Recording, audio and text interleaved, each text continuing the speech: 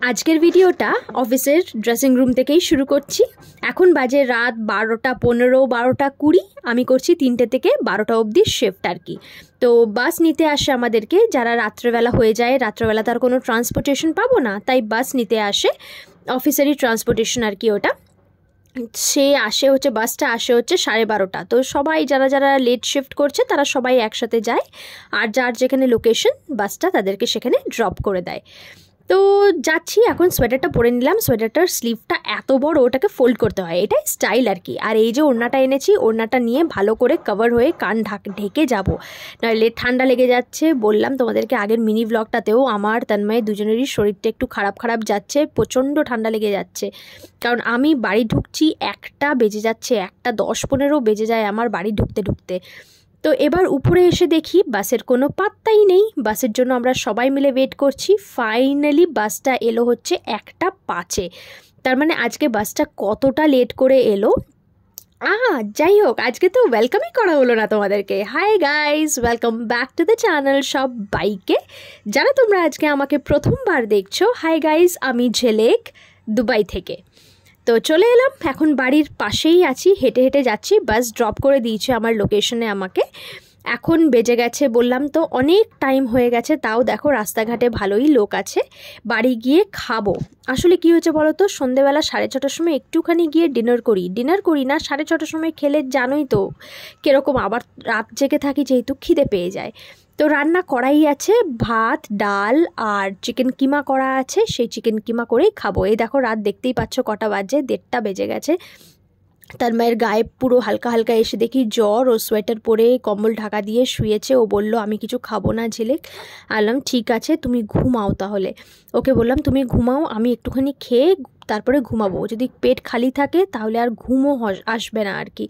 আর সারাদিন খাটাখাটনির পর যদি রাত্রে একটু ঘুম না হয় তাহলে কি করে চলে বলো।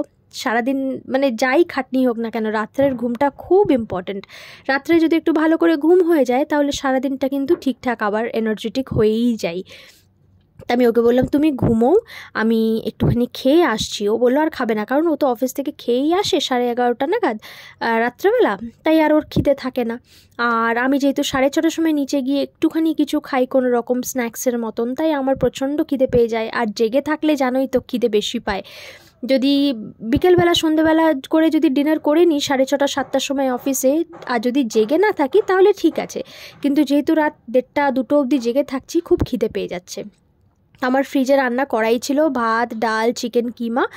এইটাকে ভালো করে এখন মাইক্রো ওভেনে গরম করব, গরম করে একটুখানি খেয়ে শোবো। প্রচণ্ড হাত পাও ব্যথা, ঠান্ডায় না বেশি ব্যথা লেগে যাচ্ছে। আর আমাদের ফ্রন্ট ডেস্কে তো জানোই, ফ্রন্ট ডেস্কে তো দাঁড়িয়ে থাকারই না কাজ বেশি। এই আর কি, এরমভাবেই কাটছে দিনগুলো। অ্যান্ড এখানে ওয়েট করছি, মাইক্রোওয়েভে দিয়ে দিয়েছি, গরম হয়ে যাক একটু ভালো করে।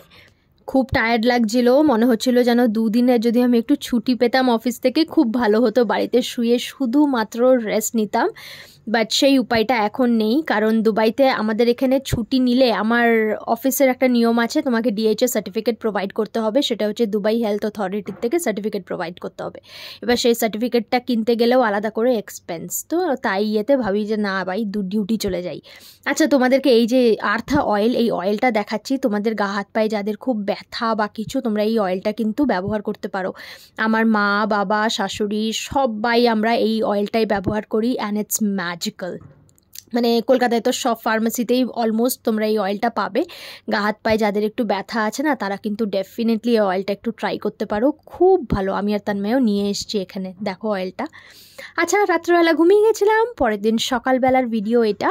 ঘুম থেকে উঠেই আগে ওয়াশরুমে গিয়ে ফেস ওয়াশ দিয়ে ফেস ওয়াশ করে নিলাম। আমি 2বার ফেস ওয়াশ করি, এই যে একবার সকালবেলা ফেস ওয়াশ করি, আর একবার রাত্রেবেলা অফিস থেকে এসে ফেস ওয়াশ করি।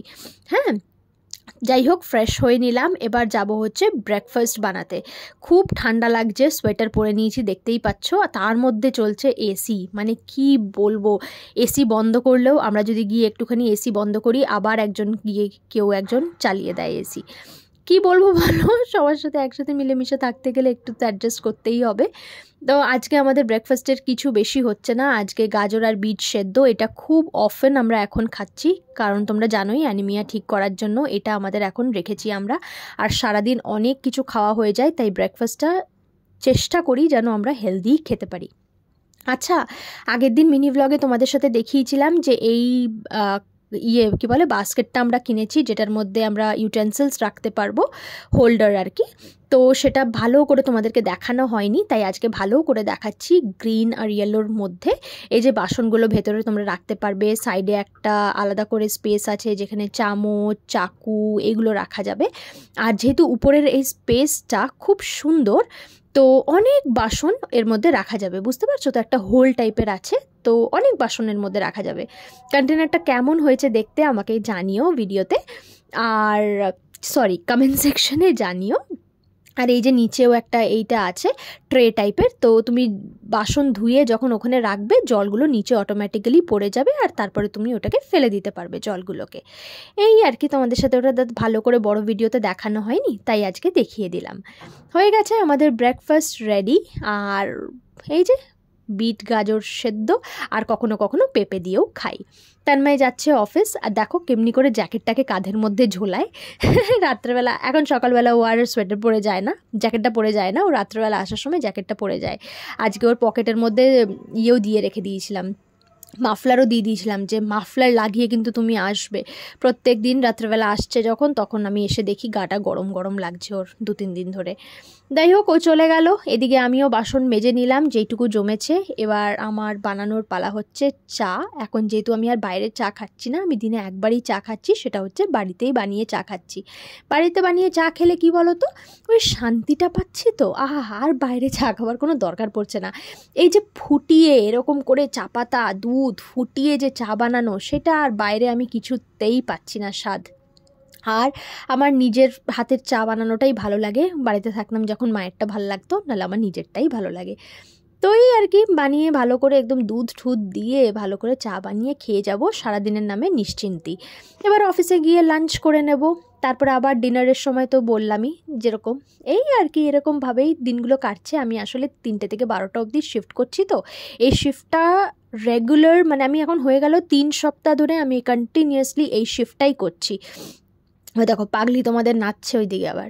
হ্যাঁ, তো এই শিফটটা করছি বলে প্রচণ্ড টায়ার্ড হয়ে যাচ্ছি। সকালবেলা থেকে অন্য কিছু করা যাচ্ছে না, ডিউটি যাচ্ছি, আর এই শিফটটাতে খুব বিজি হয়। তো স্যারকে জিজ্ঞেস করলাম আমাকে এই শিফটটা কেন দিচ্ছ, বলছে তুই ভালো চেক ইন নিস তাই জন্য দিচ্ছি। মানে হয় না, একজন এক একটাতে ভালো হয়, কেউ চেক ইনে ভালো হয়, কেউ চেক আউটে ভালো হয়।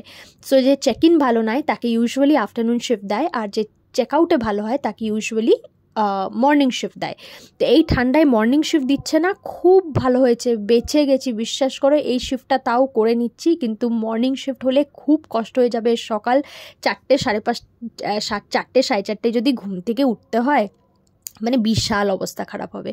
তার থেকে বেটার এই 3টে থেকে 12টা করছি, কোনো অসুবিধা নেই। বাড়ি আসতে খালি একটু লেট হয়ে যাচ্ছে, তার মেয়ে আমার জন্য জেগে থাকছে, এটাই একটু কষ্ট হচ্ছে। আর এই সপ্তাহে আমরা দুজনে একসাথে ছুটিও পেলাম না, আমার ছুটি পরে হচ্ছে, ওর ছুটি আগে হয়ে যাবে। যাই হোক, পরের সপ্তাহে আমি চেষ্টা করব ওর দিনে যেদিন ছুটি আছে সেদিন আমি ছুটি নেওয়ার আগে থেকে বলে রাখবো আর কি। এই যে চা, আহা, গন্ধটা শুনলেই যেন মনে হয় সব ক্লান্তি দূর। আর এই যে আমাদের সুখের জীবনে বাধা দেওয়ার জন্য চলে এসছে। আগে কি সুন্দর দুবাই ফ্রেমের ভিউটা আমরা দেখতে পেতাম, এখন এই যে কনস্ট্রাকশন চলছে, এত আওয়াজ, সেই সকালবেলা থেকে আওয়াজ শুরু হয়, চলে সন্ধেবেলা অবধি, আর আমাদের ভিউটাও যাবে মনে হচ্ছে এবার। যাই হোক, আজকের ভিডিওটা যদি তোমাদের একটুখানিও ভালো লেগে থাকে তাহলে অবশ্যই করে লাইক, কমেন্ট, শেয়ার, সাবস্ক্রাইব করে পাশে থেকো। একটাই রিকোয়েস্ট, যদি এখনও সাবস্ক্রাইব না করে থাকো প্লিজ করে দিও। টাটা।